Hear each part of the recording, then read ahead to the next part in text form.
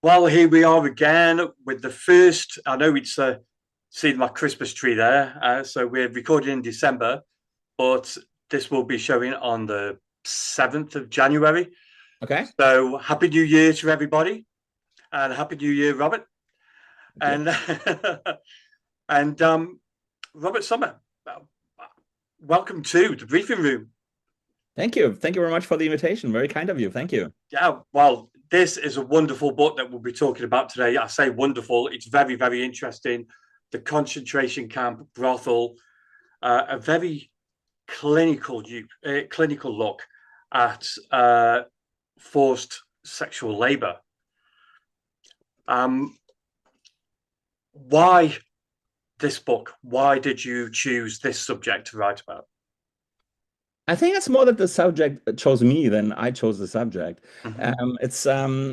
We have to go back in time. It was about 2000 when I was still a student. I attended a class on violence. It was a very philosophical approach on the subject of violence. And of course, in Germany, when you have this, you cannot avoid the Holocaust. This is kind of the elephant in the room. So. My class, my teacher, my professor, and we took a class. We took a field trip to Auschwitz, and actually, the field trip to Auschwitz was something which lasted a week. And on this field trip, I actually talked to, I mean, there's all these survivors with us, and they're telling us all their stories, and it was very, very, very intense. And I remember there was one moment we kind of got into the main gate of Auschwitz, where it says Arbeit macht frei, this very important saying, iconic saying. And one of the survivors, he taught me about this. He said, "Oh yeah, there was a brothel up there, and because I walked by there and I saw the women up there in the windows, and I'm like, oh wow, okay, brothel for the guards. How did the guards get in here?" And he says, no, no, no, it's for the guards, for the prisoners. And I was like, what? What do you mean for the prisoners? And so I was very much confused, and I asked him a question. So he gave me some questions, some answers, and it wasn't really satisfying because the whole subject became so ridiculous. I couldn't believe it myself. How is it possible that in a concentration camp, women are exploited to like serve in a brothel for prisoners? Yeah, and that was the beginning of a long research. I decided to make my master thesis on the subject, and when I turned in my master thesis, my professor said, "Well, thank you so much, Robert, but that's too big because I did a lot of extensive research, and I came up with a master thesis of 700 pages." And my doctor said, my professor said, I'm not, my supervisor said, "No, I'm not going to accept it. Why don't you turn it into a PhD project?" So the project got even prolonged, and this is the moment when I decided to really got into the subject. I did all the interviews with the survivors, anyone I could still find who was kind of knew a little bit about the brothels. And so about 30 interviews were conducted. I conducted 30 interviews, yeah, I went to like 70 archives, and that was Wow. thanks to the Nazis of being so precise and very German. There's a lot of documents, and I could not believe it myself. So the subject, as it is now, as it seems now, it's one of the most under researched subjects, all of a sudden became one of the best documented subjects on the Holocaust. So I'm very happy that this all came together like this. And yeah, so I would say the subject chose me. Is it true that when you do your tour of Auschwitz, they don't mention the brothel at all? It really depends on who you're with, Mm-hmm. because the Auschwitz is it's a highly political space even today, and let's say the politics of commemoration are very it's very important. It's also like battled about because on one side there's a lot of Jewish survivors who like want to remember their ancestors, and then there's Polish survivors who like want to sort of celebrate their national identity, and it's very conflicted also. Mm. And it really depends who you're going with. So if you basically the memorial does not really talk about it. If you ask some of the guides, they know something about it, but not nearly as much as I should. And so basically, it's still a kind of a taboo.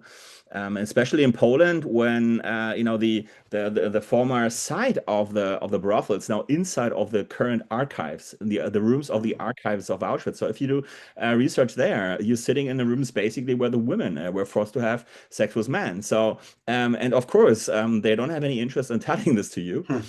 And so this is kind of becomes really one of the under focused places in the history of Auschwitz today. Well, reading your book, Mm, it's a very, very important part of the history. Why do you think that it's not talked about so much? I think it's a lot. It's different reasons. Like one is definitely because sexual slavery, sexual violence in generally has not been a subject for Holocaust studies for many years. It kind of started right after the war. The Allies, in particular, but also all the other nations who like were into like researching on the Holocaust. They had an interest of like going on the let's say on the most difficult parts of it, like talking about the killing, the mass killing, and the way the Germans organized this, and that was the main focus. Even like in trials after the war, it was like sexual violence wasn't really the issue. It was like killing people. So because also like that's kind of in the hierarchy of like of crimes, that's kind of the top crime. So people were persecuted for that, and so and there's not that much discussion about it. Second of all, the problem is that the victim group did not have any kind of any voice. Let's put it this way. Mm. Because gypsies or the so-called gypsies, the Sinti and the Roma people fought for many years to be accepted as victims of the Nazis, and they won and they made it. And the homosexuals did the same for many years because they were not accepted as victims. Well, the women in the brothels, of course, they have passed away by now, all of them, and there's no one ever speaking for them. And so that was the second reason because they didn't have a voice, so they didn't made it into the discourse about the Holocaust. And third of all, it's political. And we have to understand that Germany was divided after World War II, and on one side, on the eastern side, the story of the Holocaust was very often seen as a story of survivors, of resistance against the Nazis. So, a camp like Buchenwald was kind of the major camp for Eastern Germany to define itself as an anti-fascist state where our ancestors, the communists, did such a heroic kind of resistance to the Nazis. Well, guess what? Those prisoners also went to the brothels. But of course, you couldn't say this because then you spark dirt on the white sheets of on the white history of them. And on the other side, on the Western side, um, even like after the war, the discourse, the narrative of the Holocaust commemoration was very much politicized, but also very straightforward. So kind of rather extreme. So when people actually when survivors talked about places as Dachau, they talked about the gas chambers and the killing and the torture, and there was really no room to talk about the brothel because that was kind of confusing. And so this kind of got, ignored. So I guess these are the main reasons why basically, we haven't heard about it for many years. Do you think that, because you talk about in your book, rewards that people got for working hard, including going to the brothel, including going to the cinema uh, that was on camp. I know it was Nazi propaganda that all they were showing, but do you think if we talked about that more, then it would uh, lessen the severity of the concentration camp somewhat? You know what? That was one of the concerns. Also, a lot of memorials after World War II, especially like talking about it, kind of giving kind of a confusing idea of what the Mm, concentration camps were like. In fact, I mean, many people were afraid that neo Nazis like or Holocaust deniers would use that subject, to talk about, saying, oh well, the concentration camp wasn't that bad because there were also brothels. I mean, mm, right? And that was one of the biggest fears of the memorials. I think what happened is after the first research, after my book came out in Germany, you couldn't really ignore the subject anymore. And now you had all the information giving on the subject. And I don't know how you felt after having read this book, but I don't think there's anything good about it. I mean, no, not at there's all. no positive. I mean, it takes away also the arguments from the Holocaust deniers. And that's why that was also one of the reasons why I did such a profound research and Mhm. trying to document the woman also everyone by name I could. And so making, clear statements as saying, none of these women were actually Jewish. And I think that was also a fear. I once read after my book came out in Germany years ago. I once read a review from a kind of right-wing newspaper, like a far-right newspaper, and it was devastating. They were like totally like killing me, which was good because that Yeah. was. Of course, I didn't want to have the opposite, and so that kind of showed me that the plan worked out. As this it's in my eyes, it's wrong to say, it gives arguments to the Holocaust deniers because once you go deeper into the subject, you understand even more the cruelty of the concentration camp system. And what new discoveries did you put in the English translation version that was left out of the German version? years have passed, and so I found out about a new brothel for SS guards for the Ukrainian guards in Stutthof. That was I never heard about this, and thanks to my colleagues Johanna Astrovka, she found out about it. I did not have it as part of the book, so and I also had to update some of the numbers because now we found a new place. Mhm. There was not much on the contents I had to change because it's just little things here and then. But I think what really made the big change from the shift from the German version to the English version is the book was turned into like an academic, let's put it, Anglo-Saxon academic book. Yeah. The difference between German books, academic books, and English American books, American and English books, is because in the English or American study, you have a storyline. It's like you start with an idea and then you read the book until the very end, and there's kind of a drama, and there's a kind of, and then Mm. in the end you answer the question. In the German version, you just put all these chapters together, and then you read through it kind of zigzag, and you leave out what you don't want to read it. But it's a different way of reading. So that was definitely changed, and I'm really really happy about the translation of the book and the discussions I had, and the I wouldn't say fightings, but the arguments I had with my translator, and he was really good, and he's a fantastic translator, and I think I don't know if you agree to that, but I think it worked out much better. It's much better readable now from the beginning to the very end than it was before. It's a great read, and like you said, it's very Hmm. academically set out, and I enjoyed that. I enjoyed the writing of it. The content of it was disturbing, Hmm. but the writing of it was amazing. Um, how did you conduct the interviews with survivors uh, to make sure they were supported, make sure they were respected? That's a really difficult subject. Mm, Because when I started doing this, I was basically a student. The first interviews I did when I was like in the middle of my 20s or early 20s, and for me it was more like try to find anybody possible who could still talk about it. Very often I would like talk to people, and then it's like, oh, I was at this concentration camp there and there, and I'm like, okay, that means that was a camp where there was no brothel, so that person probably doesn't know anything about it. Then sometimes somebody said, oh, I was in Auschwitz, Birkenau, and I was like, okay, wow. And somebody says, I was in Monowitz, and I said, okay, well, tell me about it. But as soon as I started talking to people, to survivors, I understood the difficulty of my study, of my research actually, because you have to get into the person's mind. You have to have the room for the person, for the survivor, to tell you all the stories. And this is like 99% only like killing and hurting, and it's yeah, a these stories, and they're also very repetitive. Very often it's the same story, and it's things that just happen in a similar way, like parents killed, people separated at the selections in Auschwitz and Birkenau and so on. So so after this 1 hour and a half talking, all of a sudden I raised my question. It's like, excuse me, do you know anything about the brothel? Which is kind of a massive shift, mm, from in the mentality. Also, you intrude into a very personal space, and you start talking about sexuality. And also, I mean, it's not that the people say, "Oh, I was so happy when I went to the brothel." No, I mean that's the opposite, because yeah. these people become perpetrators themselves, and so this it became rather difficult. And I have to say, I mean, every single interview was a very difficult interview in the end, right? Because I had to go Mm, into the minds, and really I felt also very uncomfortable at a certain moment when I just started talking about the very strange things. But some interview partners for interviews were very much into it. They like to talk about it, and some just did not like to talk about it. And there was a difference of somebody being in love with one of the girls in a brothel who was open about it, and versus someone who kind of was sent by the commander of Auschwitz to visit a brothel mm. just because as a kind of as a kind of thank you for his behavior in a camp. And of course, that person didn't talk much very well about it. What I found mostly difficult, I have to tell you, is once you start talking with people and get into contact. I mean, 30 interviews is a lot, right? Yeah. And 30 people telling you their horrible stories. But then you have like about 5 or 10 of the survivors who really you become friends with them. You have like you really like what they're you help them, and do things together, and you talk to each other on the phone. And these people dying away after one after the other, and that's the difficult part. It's them losing friends.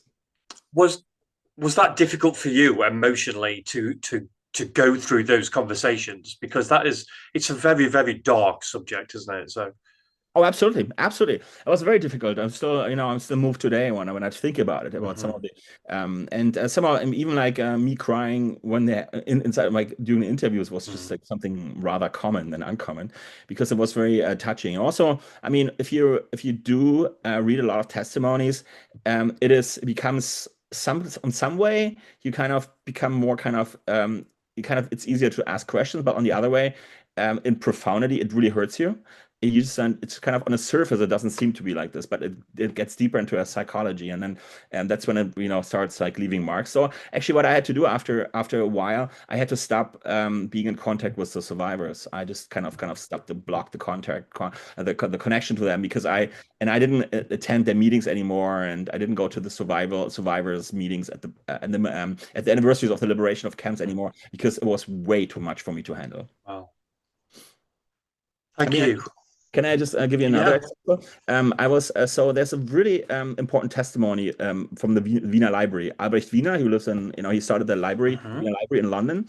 He was the really first one who collected testimonies of the Holocaust. He like when whoever kind of came across his path, he just like, interviewed these people right away.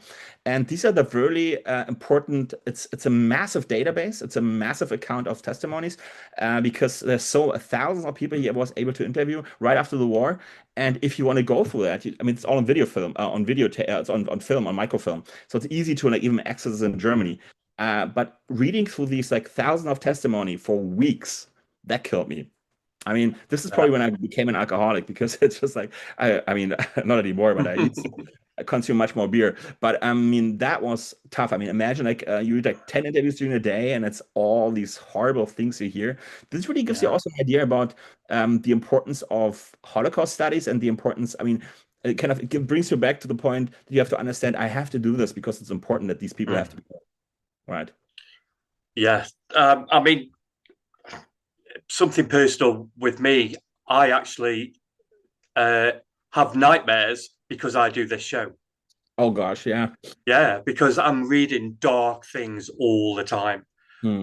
But I do think it's important to get it out there. Like this subject is so important to get out there because it's not spoken about enough. Right. I totally, I mean, it's kind of a decision you make as a Yeah. researcher, as a historian. It's political what you do. I mean, it's political work. It's important, and it's in my eyes, I always hope to like contribute to the world history, make it a little better. Like, let's not have it happen again. That's Yeah. kind of. But it's as you see, things go different. Yeah. So But yeah.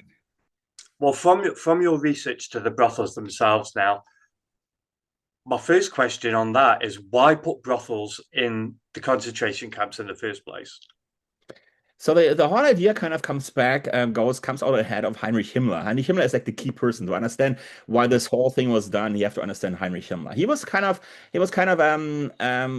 an organic farmer. He would like really these ideas of I don't know, like natural things, like natural herbs that help you improve your, I don't know, your health, or I don't know. So he was one. He decided, well, let's have pigeons to send messages around from one army base to the other, instead of having like radio people. I mean, this is kind of, that's the way he thinks, and he kind of thought, why don't we just increase productivity in the camps? And that's generally seems weird, because you always think of the camps as like killing spaces where killing was the main thing. Yeah, that was part of it, but on the other hand side, the concentration camp system was also for Heinrich Himmler the backbone of his empire. Heinrich Himmler he wanted to become the number two in the Nazi state.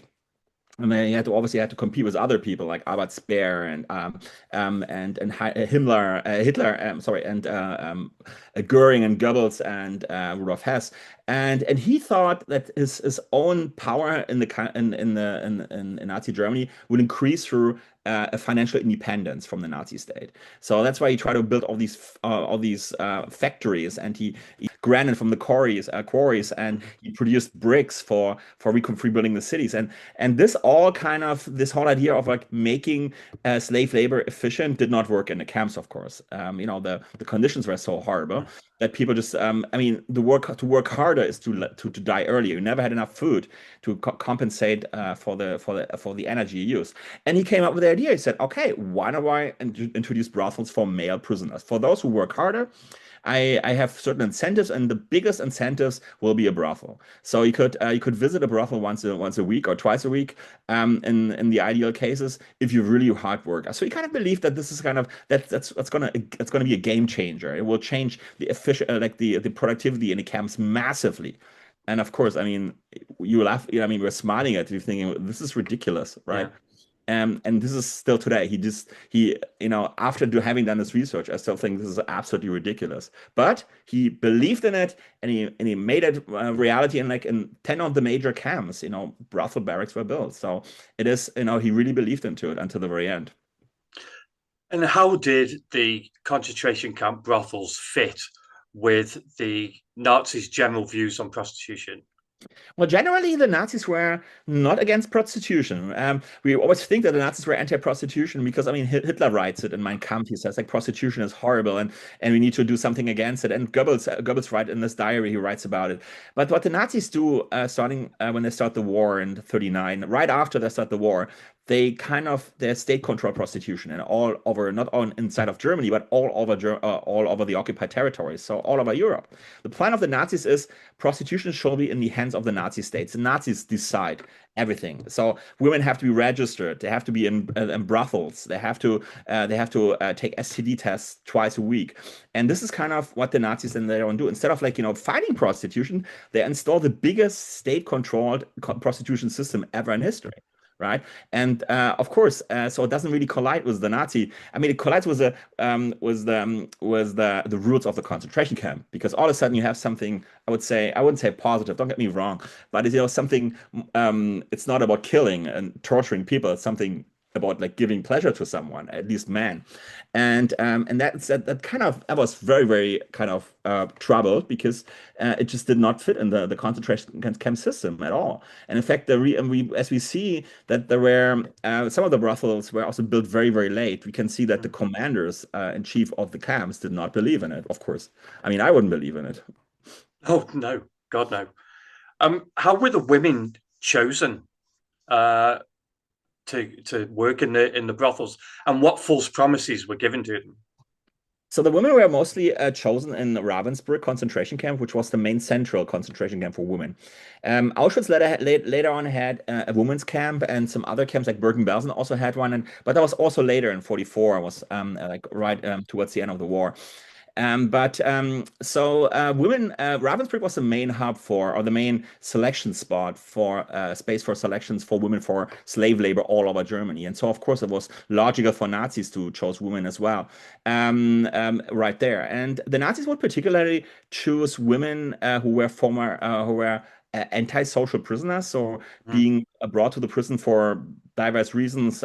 Also, one could be prostitution, because some women who did not accept the laws of prostitution, meaning not being under control of the state and being registered and living in certain spaces, which also meant he couldn't really move anymore freely. mm, The state said, you're a prostitute, you have to live in that building, and you have to go to STD testings twice a week.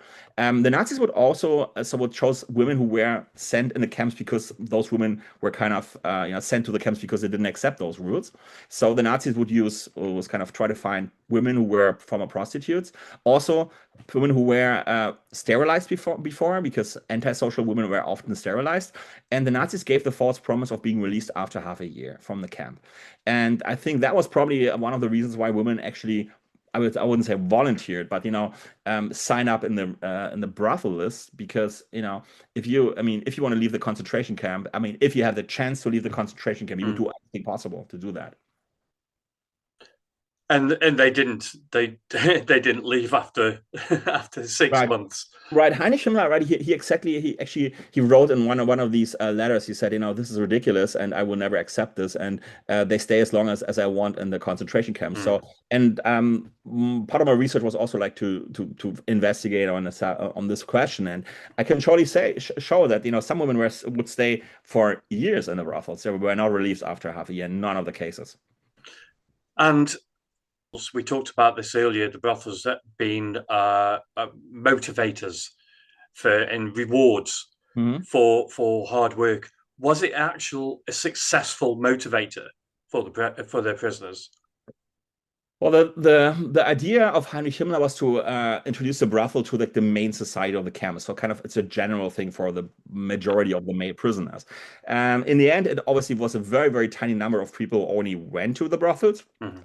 I can, I mean, I found out that it was probably more than less than 1% of the camp population, or even less than 0.01%. So even Wow. like less than this. So in a camp of like 30,000 people, like Buchenwald, for 30,000 prisoners, there probably was only like a few hundred people actually who ever went to visit the brothels. So from this perspective, it obviously did not work out at all. I mean, it didn't make any prisoner work harder because the logic of survival was work as little as possible. Well, if people had extra food, who had extra like, too much food, or even like enough food and constant food in the camp, who like were in the higher positions like capos and floor workers, people in the Mm. kitchen squad, people even in the crematorium. Sometimes people were had a better life because they had access to like items from the people they actually who were burned. But those were the prisoners actually who were mostly the visitors of the camp brothels. So it did not really focus on the majority of the camp, but instead it was a small elite of prisoners who Mm. like benefited from this. Those were actually the prisoners who the Nazis really needed. I mean, they relied on those prisoners because they organized the entire camp structure. Because the SS tried to be outside of the camp as much as possible and delegate the work to certain prisoners. And this is really so. It didn't really kind of um, change and general, live life situation in the Mhm. camp, but it satisfied a little group who was kind of, elite in the camp. I still would say it never worked. But in some ways, it kind of had an effect because it made those kind of the small elite of the camp a little happier. And how did the SS design the brothels to control the women that were working there? Yeah. So the SS already had, or like I said, the Nazis already had experience with state-run brothels and also brothel barracks. There were actually brothel barracks in 1941 started to build for the foreign workers. The Nazis wanted to. That was outside of the camps. Lots of slave labor all over Germany. Millions of them actually working in German factories. And the Nazis obviously were also afraid of them having relationship to German women because I mean the whole Nazi ideology bases on like segregation and racism. So it's like it's the Aryan race superior, and it should not mix with any other of the races. Mm. And obviously that was not the case anymore because all of a sudden you had a lot of people from Eastern Europe, from Southern Europe coming into Germany working in the German factories. So and then the Nazis decided, and that was another idea by Himmler already. I mean, 2 years before he actually thought of building brothels in the camps, he already had the idea of like building brothels all over Germany for the slave laborers. So slave workers. So now he took the same kind of model of the brothel for the slave labor workers, and he kind of adjusted it a bit and built it in the same way. So you have a main corridor in the barrack. On both sides, you have the brothel rooms, and so the SS was guarding the central corridor, and then looking through the spy holes in the doors on both sides and checking out that everything was according to the rules. I mean, there are certain rules about this. People were not able to like they were most often not allowed to speak. They had to do a missionary position. They had to take their shoes off, and then after 10 minutes or 15 minutes, depending on the camp, they were kicked out of the room. So, the situation in the camp brothel and the surveillance was disabled any kind of sexual positive. I don't want Mm. to put it. It's even like so hard to call it a brothel because in a brothel at least there's a talking and there's kind of a negotiation about Mm. the price and the services, and this is not. So basically, this is just a room where the Nazis decided they gave. It's actually a space where the Nazis kind of delegated the right to have sexual intercourse in the way they decided to have it, the way they want. The Nazi wanted Mm. to do this, and that's it. Right? No privacy, no private interaction. I mean, that was one of the key rules of the Brothel Act. It's just a intercourse as a gift by the Nazis for men. The- It just sounds awful. It just sounds like another punishment. It doesn't sound like a reward at all. Oh, It, yeah, absolutely. And I also, I mean, what I also show hopefully showed in my book is that the sexual violence goes in two directions. It also Mm, like shows men their disability to be men, right? In the case of the French workers who were sent to the brothel and then couldn't do anything because the SS demonstrated them that you are not human being anymore. You're not a man anymore. mm, There's no way you can ever have an erection in this situation, of course. And so it's also like was also used by the SS to humiliate male prisoners. Of yeah. course, women were the major victims, but also kind of the perpetrators, the men who went to the brothel, were also like victimized in some way. So it's kind of it goes. It's much more difficult than just like saying it was just only women who were the victims. I would also definitely say if some of the men were definitely also like becoming victims of sexual violence. And you, in your book, you call the brothels the outposts of Nazi biopolitics. Can you explain that, please? So the Nazi ideology, like all based on sexuality, has a certain kind of meaning. Sexuality is used actually only men have sexuality, only have sexual needs. Women were totally excluded from this. By Nazi ideology, women were just basically they were just like ready to to give birth to children. And so satisfies men, and they don't have any single needs. I mean, and so this is kind of an idea of the Nazi society. So women have a certain role; they have to produce children. Men have satisfaction, and they can be sexually satisfied, and they're the only ones who actually have sexual drives.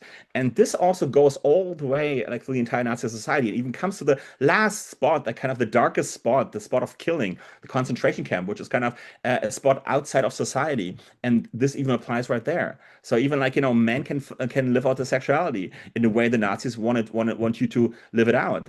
Like Dagmar Herzog once she said the Nazis say it wasn't against sexuality. They just wanted to have Aryan sex. They don't want to have a Jewish sex, just Aryan sex. It's certain kind of sex they decide the way it is. And this happened all again, like in the concentration camp brothels, right Mm. there. Women didn't have any, they were just there to satisfy male needs, which is the male needs the Nazis defined. So that's what I meant. Thank you. Um, the brothels relieved sexual tension, but how did men relieve their sexual tension who didn't go to the brothels?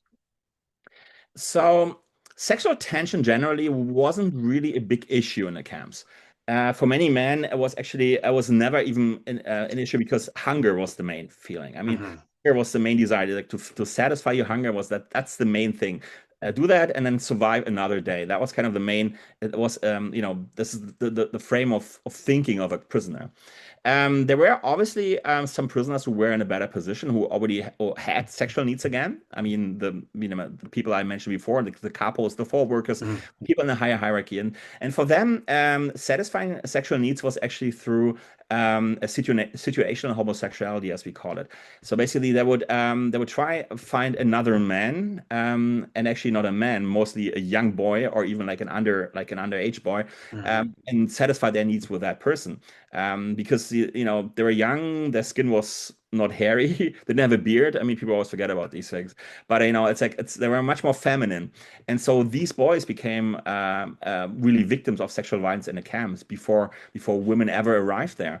And this whole situation of abusing young boys in camps was very widespread, and it was probably also the most common and even like the most spread way of sexual violence inside of the camp.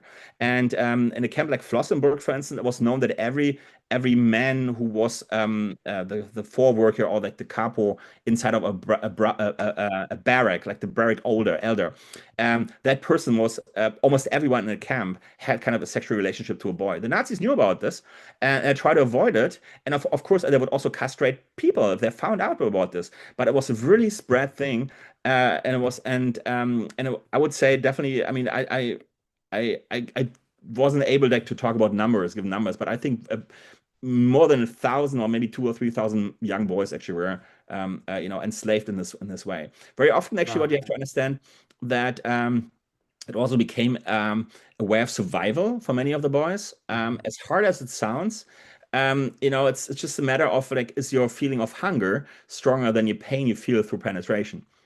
And that's, for boys, it wasn't a question of, I'm a victim of sexual violence and I get like sexual abuse here. It wasn't, no, they didn't even know what sexuality was in many cases. For them, it was just like, does this justify a piece of bread? Or is my hunger stronger than, what feeling is stronger? And many of them actually decided, I'd rather feel that pain than the pain of hunger. So, and that's also in my eyes, what shows really how horrible and how cruel these concentration camps were, and that the violence even went to that level.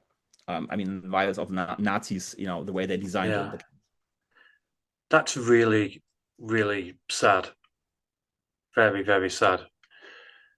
Um, can you talk a little about the women in the brothels and how they attempted to take some kind of control over their own life?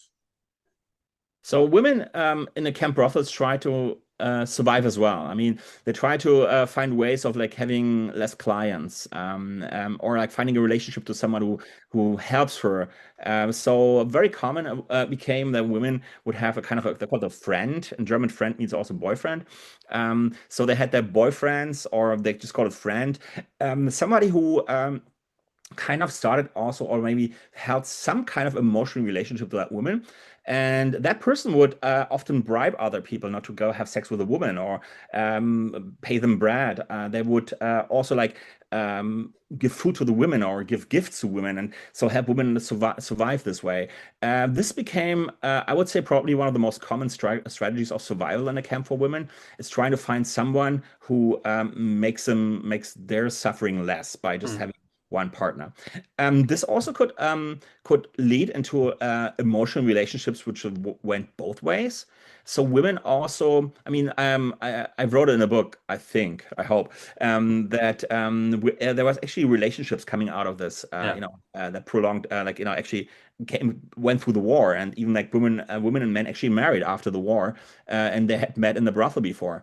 So that was also the case. So I think we also have to understand this as as a strategy of survival, because it just helps you to make to survive the brothel much easier when you just have one person instead of, I don't know, hundreds.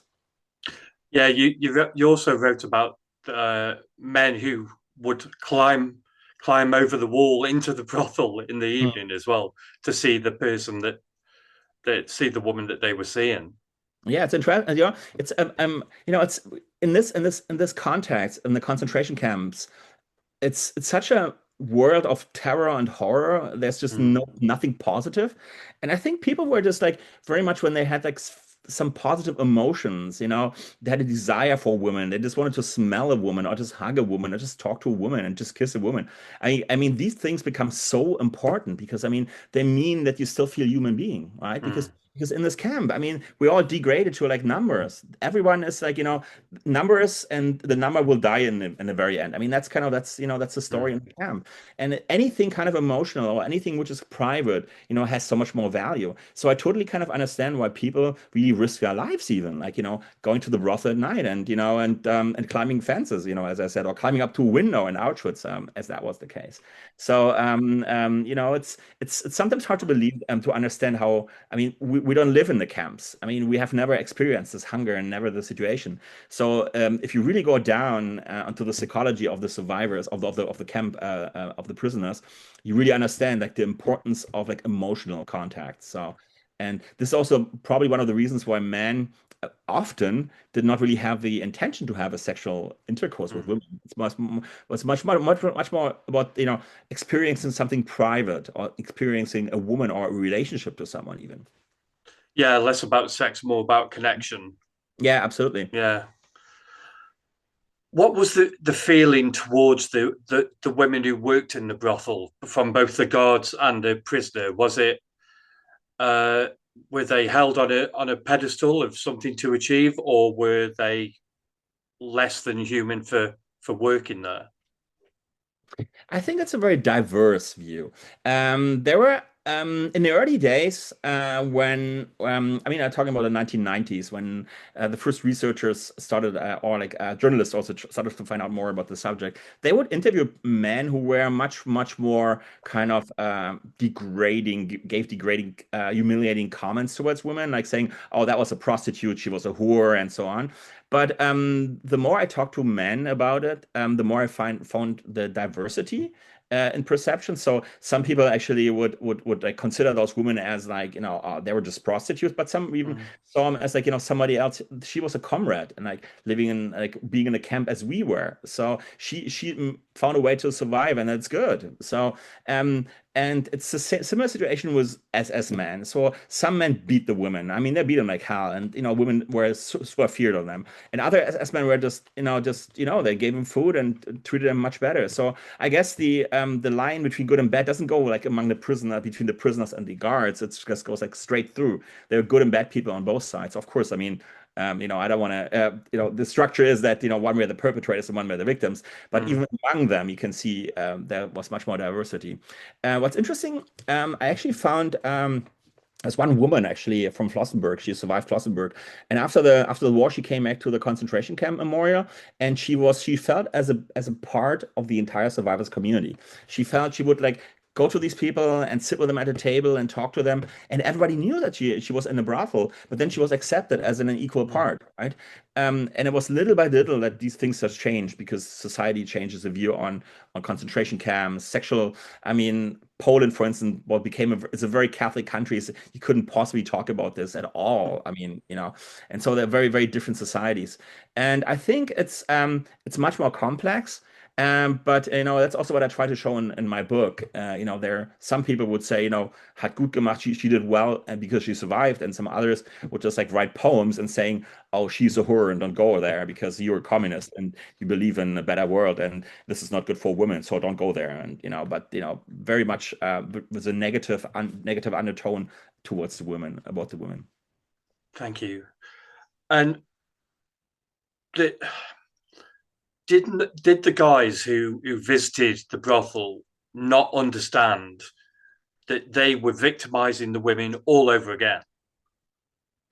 It's difficult because in some ways, men very often wouldn't reflect it. They would say, "Oh, these women like did it voluntarily," and the SS exactly. I mean, they gave these false promises because they wanted to show. I mean, hey man, hey, I mean, these women do it voluntarily, so you go and visit her, and that's it. I guess some women knew about it, and also maybe that some cases was a reason why they wouldn't kind of refuse having sex to them, just talk to them. Mm, But I would say definitely the SS did a good job of like covering it all up by saying okay they all did it voluntarily. So the kind of the volunteering for the brothel as I would call it was a very important part of the selection for women for the brothels because this way they could give the men impression that they do it all voluntarily. But of course many actually knew that it was not voluntarily at all. And I mean again we're talking about 100 200 people in one concentration camp of like 30 or 40,000 people. So, it's a very small number actually of visitors we talk about.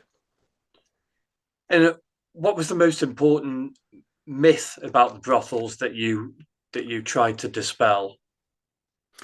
Well, the biggest myth I try to dispel is the myth of like brothels in the concentration camps were built for SS men Mm, and the victims were Jewish women, which is still one of the I mean, it's still a massive subject. I mean, just currently, I mean, remember like the Prime Minister of Australia had this like Joy Division t-shirt, and somebody, I don't know if you followed that story, but he was accused by the opposition of being anti-Semitic, and I'm like, I don't get the connection. And he said, well, because the brothels were for women, and these were women where the brothels were for an SS guards, and these women were actually Jewish. And we have this book by Katzetnik, House of Dolls, about it, and Joy Division took the name from that. So it actually clearly is a kind of you were playing with an anti-Semitic thing. And it's like kind of, wait a second, no, it's mm. not. But I mean, it's still part of our memory. I don't know how you, I mean, how you felt when you heard about it. I mean, everybody thinks of Joy Division. It's still like, that's the place. That's the place where Jewish women were forced into prostitution for Mm. SS guards. It didn't happen like this in the camps, and that's also one of the myths I kind of try to kind of deconstruct in my book. I'm not saying it didn't happen. It just didn't happen there, and probably happened somewhere else. It happened in like in the killing fields. It probably happened like in the occupied territories in the middle of Russia, of the Soviet Union, and I'm pretty sure it happened. And also, I mean, part of my story is also the book is also talking about the brothels for SS guards, for foreign SS guards. Mm. But the women actually in there were not Jewish; they were Polish. So I guess these were the kind of the major myths I try to like deconstruct. I was really shocked when I read your book that they weren't Jewish. Mhm. I would expect it makes sense that they weren't Jewish because they saw Jewish as less than human. Yeah, exactly. But I would thought that they would be Jewish to exploit them all over again. Yeah.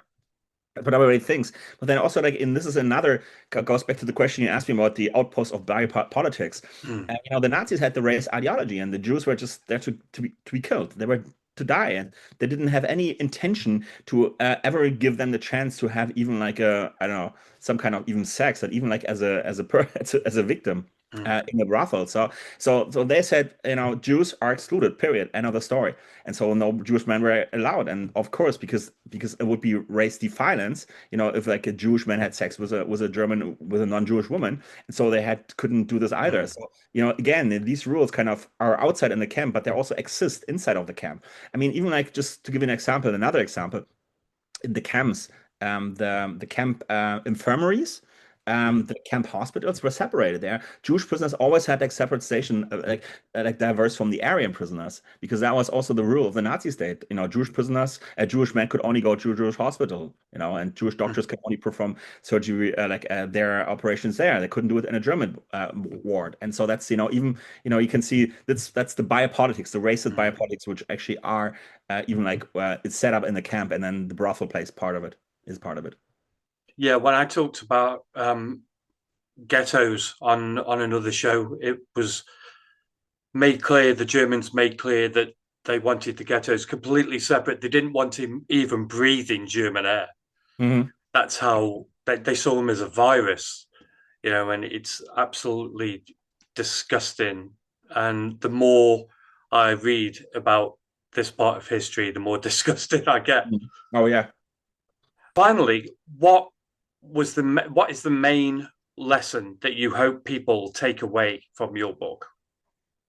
Well, the main lesson is, first of all, there's a group of victims which is now identified, and I'm trying to tell their stories, and we have to include those women into our narrative of Mm. the Holocaust memory.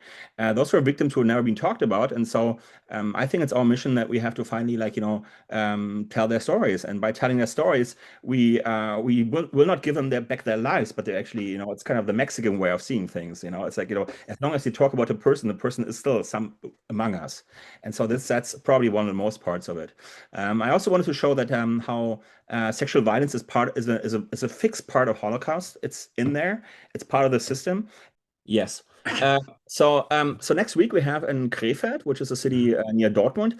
We're going to put the first stumbling block, the Stolperstein, for a woman who actually was a forced sexual worker in the camp brothel in Buchenwald. She was actually she was arrested and sent to Ravensbrück and stayed there for some time. And then in Ravensbrück she was selected, and she came to Buchenwald. And again, her promise given to her was the false promise of being released after half a year. She survives the war. She also was released from the camp for some reason we don't know, but it's actually not after half a year, so it has to be. I had other reasons. Mhm. Maybe she was like for a certain kind of time period in the camp already only, because sometimes they had these kind of setup camps. Anyway, it's the first stumbling block for a woman who was in a camp brothel, which is the kind of a new thing for Germany. And I hope this is just the beginning.